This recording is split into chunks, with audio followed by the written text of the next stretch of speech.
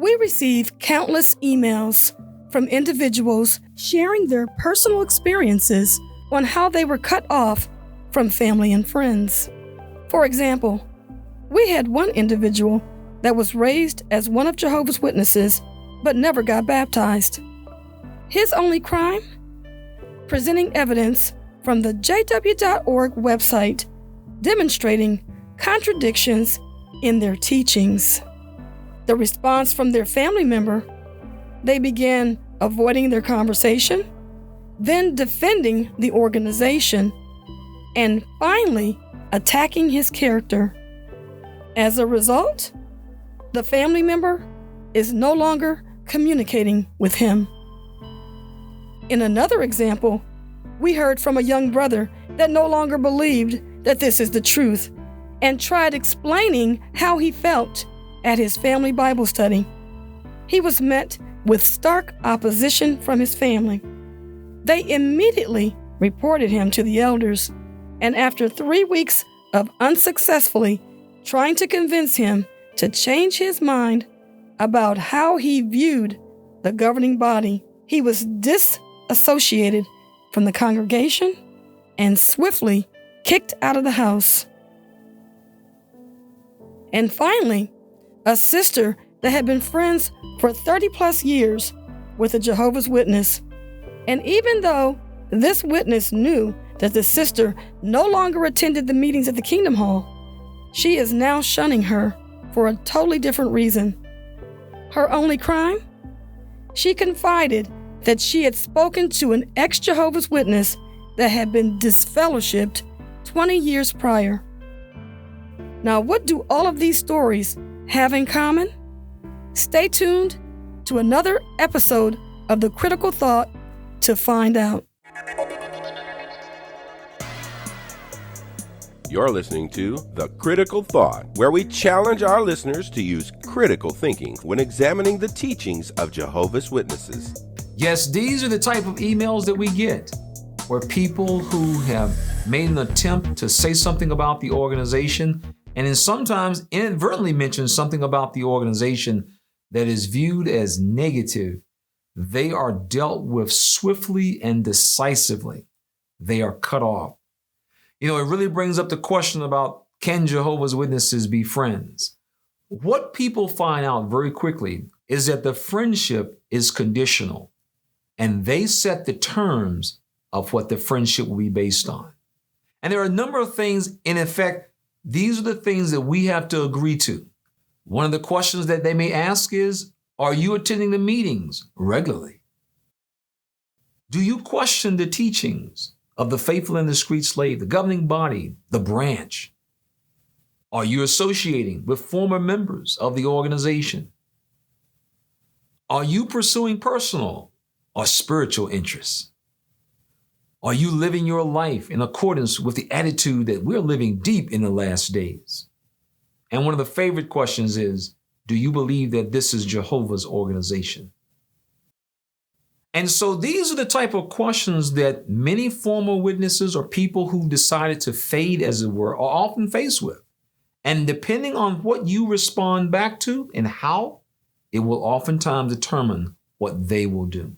And of course, what makes it so difficult when you try to maintain a semblance of friendship is that you find yourself always on their terms. When you call people up, or they call you up, after the little initial niceties and how you doing, how's your dad, how's your mom doing, unfortunately, the conversation will start going in a certain direction. So you're at the meetings, who's your circuit overseer? And at that point, it becomes a difficult conversation to have. And so for many people, they find their circumstances very difficult because as they start asking questions, many people find themselves having to try and give an answer to indicate, well, I still know what's going on in the organization. So it's a constant cat and mouse game that people find themselves in. And many people, they reach the point where they just get tired. Like, I can't do this. I'm not going to do this anymore. And for each person, it's different. That's what makes being a PMO, what makes a person who is fading. That's what makes everybody's circumstances different. You see, there are people who literally rely on witnesses for their financial income. They rely on witnesses for the place in which they live in because they're renting. And so everybody's circumstances are different. And that's why we can't stress this enough. You can't look at what somebody else does and say, I'm going to do the same thing, because your circumstances may not be the same. You have to look at your circumstances and say, what am I going to do? You literally have to take and calculate what is in my best interest. Sometimes when we leave, it's very easy to forget exactly what it was like to be one of Jehovah's Witnesses and the way in which we thought, especially if someone approached us with something about the organization. We have to remember that Jehovah's Witnesses are constantly being trained as to how to react, how to respond when someone steps to them with something that is perceived as negative about this organization. That was an individual when he was disfellowshipped the night they read him off. Within 24 hours, out of 2,000 Facebook friends, he lost almost 1,600. Why? Because the email went out and it just went around like wildfire. And he watched people just drop off. It's very interesting that nobody even called him up. You see, the reason why is because everybody knows there's only two reasons people get this fellowship. You've committed a very serious sin and you were not repentant. So there are two things you want to get out of this video. One, where is our family and our friends in their thought process in terms of how they view this organization? And two, where are you in your healing process? In terms of, do you need these individuals financially? Do you need them for support? Or are you actually able to make it on your own? The two have to work together because they will determine how they will respond, and they will determine how you and I are impacted by what they do. You see, there are some people, they're at the point where they're like, you know what? I really don't care how they respond. I'm going to put it out there. I'm going to let them know. At least they'll never say I didn't tell them. And they're ready for whatever the backlash may be. And so they move forward.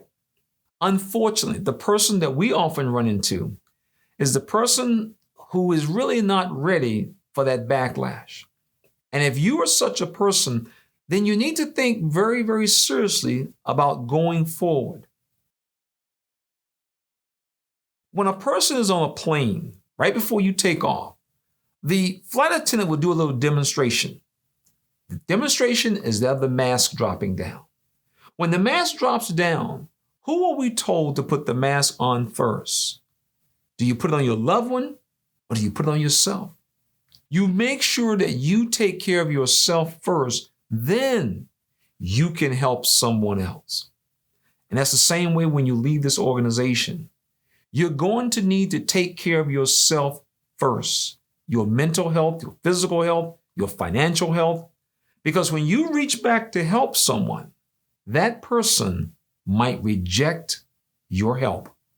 And if you are not prepared, you're going to get the backlash.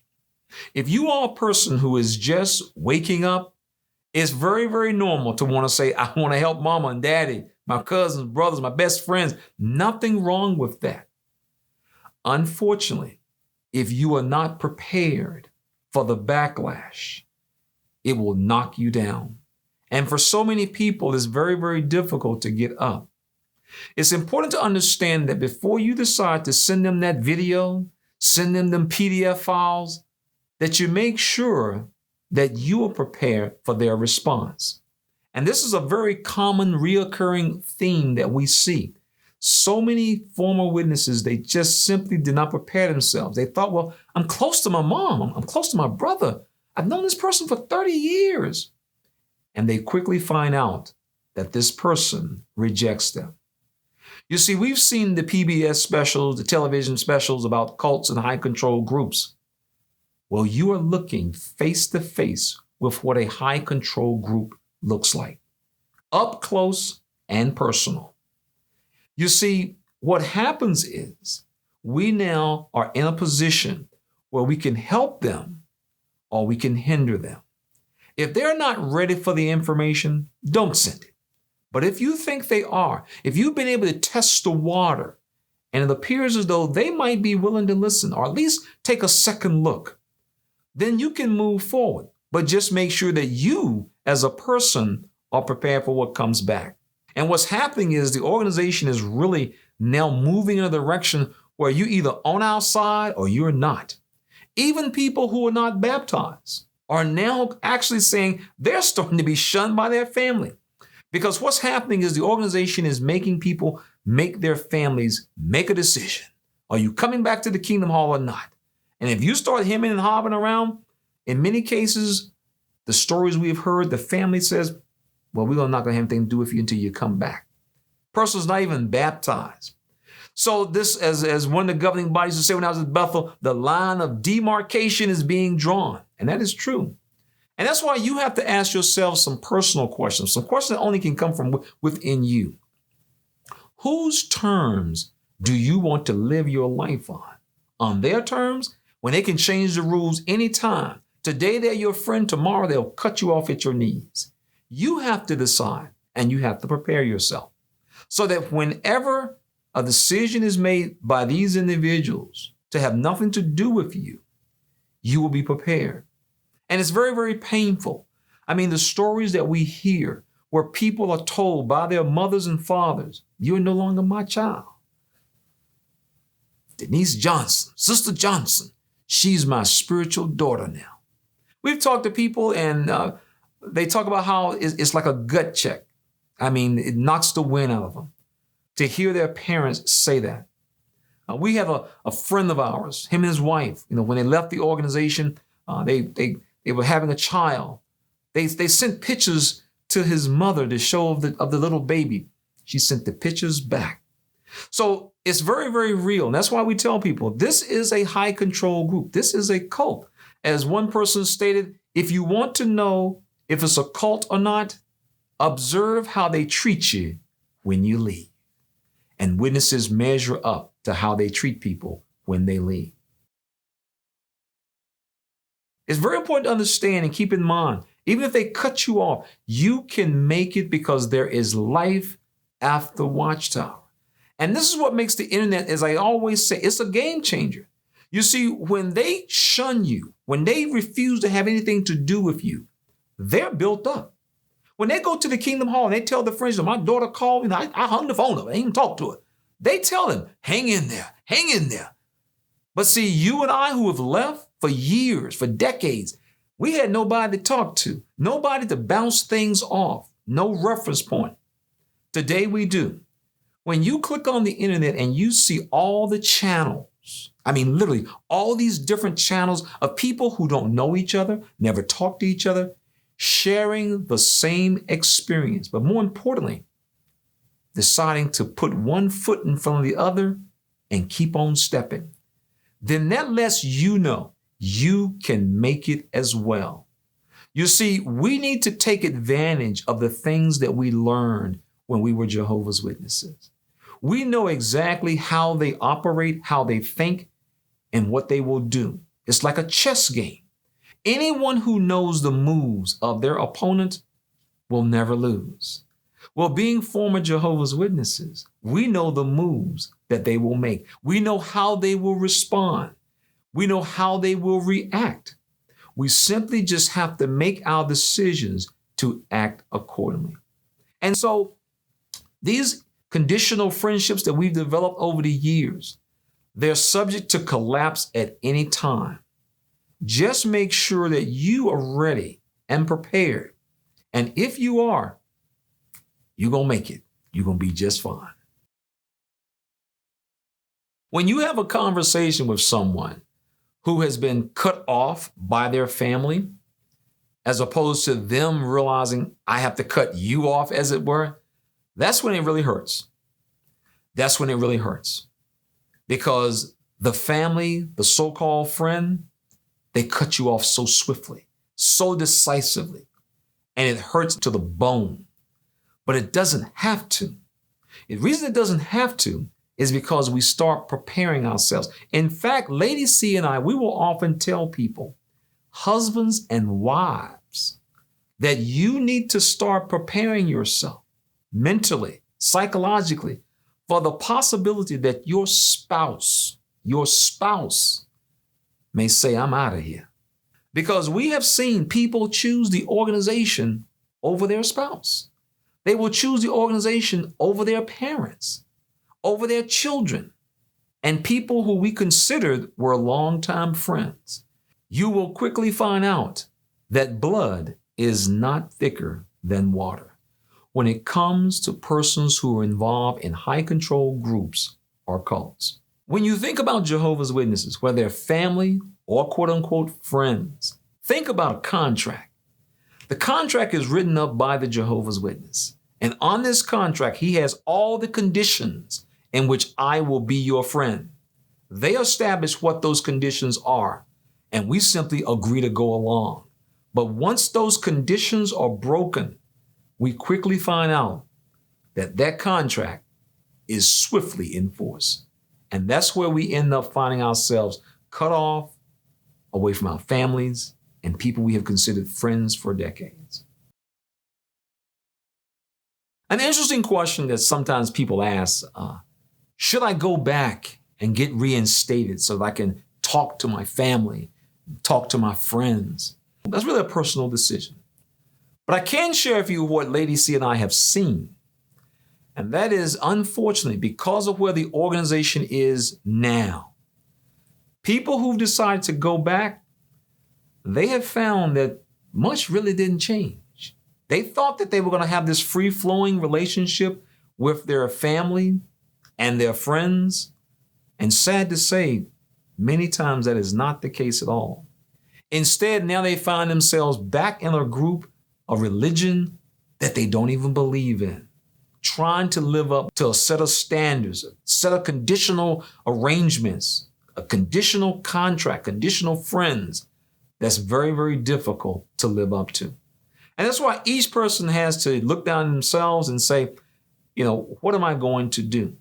Do I want to live my life, or do I want them to dictate how I live my life? It's a personal choice, but there's some costs. There's costs with everything. Freedom is not free. There's a price you have to pay.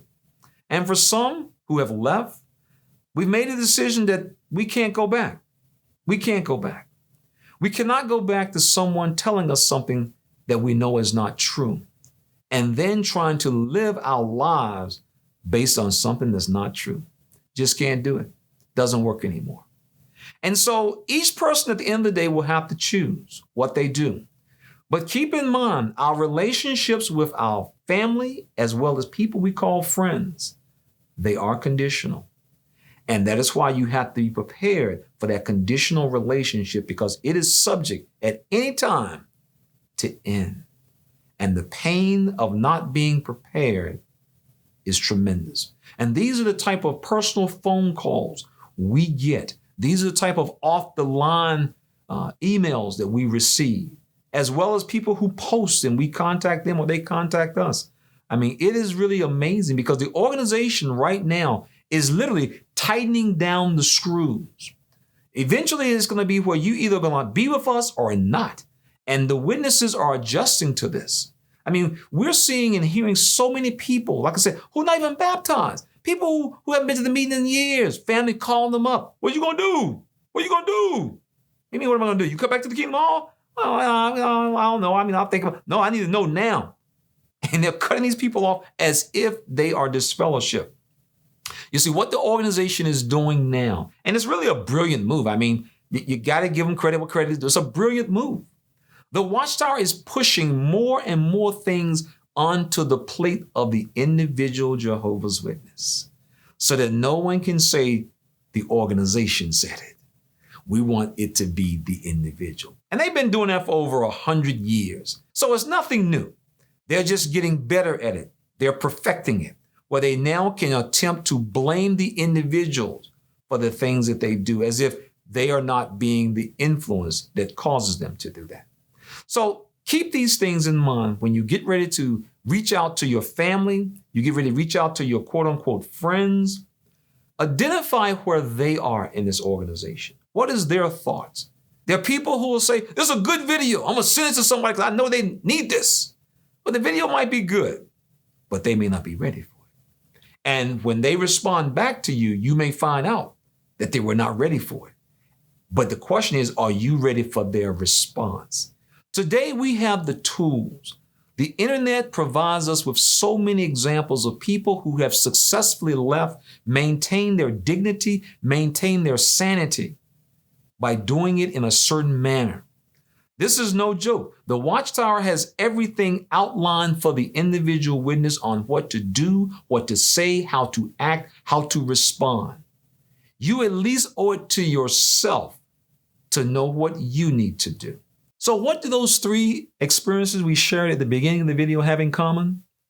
They clearly highlight that if you say something negative against this organization or violate any of their conditional rules, they will swiftly and decisively cut you off. Then, of course, we often hear people who say, well, JT, I just got to be honest and just tell them. I just got to be honest and tell them. And I remember one former witness, he put it very interesting. He said, it's amazing how we feel we have to tell them everything, and yet they lied to us for over 140 years. So the point is, you don't always have to tell everybody everything. If they have no problem using theocratic warfare against you, then you can use it against them as well. Once you come out and tell a witness how you feel, what you think about this organization, basically there's no going back. The doors and the opportunity to talk to them are basically closed. And for that reason, many people, they cautiously test the water. They take a few steps forward, a few steps back, because they want to see if they can at least help their family or help a person who may have been a friend. But at the same time, they're prepared for whatever the eventuality is. We cannot become so emotional. As our friend Daniel always says, when emotions are high, logic is down. And that's the whole point when you're talking to a Jehovah's Witness. Their emotions are going to be high, sky high, because you're sitting there about to snatch away from them something they have put their entire life into. And that's very difficult when someone is asking you to give up something, to consider something that you have put your entire life into. And so we can't forget that. For most witnesses, this is all they got. Especially for those who are older, our parents and grandparents, they put 30, 40, 50 years into this. So for you to simply walk up to them and say, snatch, it's not going to go over well. So be kind with your family, be kind with people you deal with, because they're not going to be kind with us. And if you think that you can get more flies with vinegar, then try it. We have seen very, very few people catch flies with vinegar. But we have seen people eventually be able to help family and friends if they use a little honey. So the next time you think about sending that video, all those pages from those old magazines to help them see exactly what they're a part of, take a step back and ask yourself a question. How would I have responded if someone had sent that to me? Think about that. And this is the type of things that we have to do. Because unfortunately, we will probably only get one shot to help get them out. After that, for so many people we've talked to, we've seen, we know personally, the doors are shut. And for some, it's years and years will go by before their family or their friends will ever reconsider again. So before the door is shut, let's see if we can help them. And the best way is by considering what would it have been like for you and I if someone had just sent us a ton of stuff about this organization? We want to help people, and we can.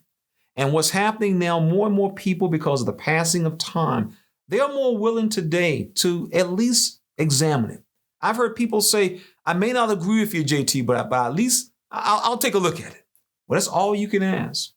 So to spend a lot of time arguing back and forth, if you see the conversation is not going in the right direction, remember, as a Jehovah's Witness, we were taught at the door, if the conversation is not going in the right direction, we bid the person a good day.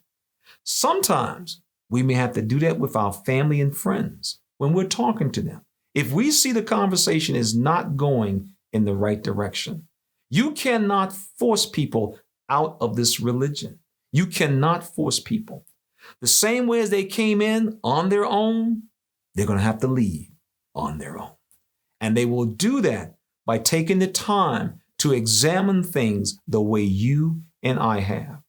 That is something we have to be patient and give them time to do. Unfortunately for some, that may never be the case. And for that reason, that's why it is so important that we prepare ourselves to accept that. For people who have family who have not decided to even listen, many of them have decided, I'm okay. I'm going to work with that. And they are able to literally move on in their lives. Because one of the things that we have noticed, for people who leave this organization and they're not able to come to grips with the reality that mom and dad, brother and sister, best friend may not ever accept it, they oftentimes struggle with their own personal development. It goes back to that airline situation on the plane. You first got to take care of yourself. That is the most important thing. Take care of yourself, because if you don't take care of yourself, you can't help anybody else. Keep in mind that the Jehovah's Witness lives in a black and white world. The Watchtower defines the black and white world as either God or Satan. So when you want to send a video or you want to send an article, the question that they will be asking themselves is, who's the video coming from? Who's the article coming from? The Watchtower has taught witnesses there are only two types of videos. Ones that we make, put out by God's organization, and anything that's put out by Satan's organization. Witnesses have been trained. If a witness is given an old publication, they're trained how to view that. You dismiss it. You're behind the times. It's all about how they have been prepared. This is what makes it so difficult.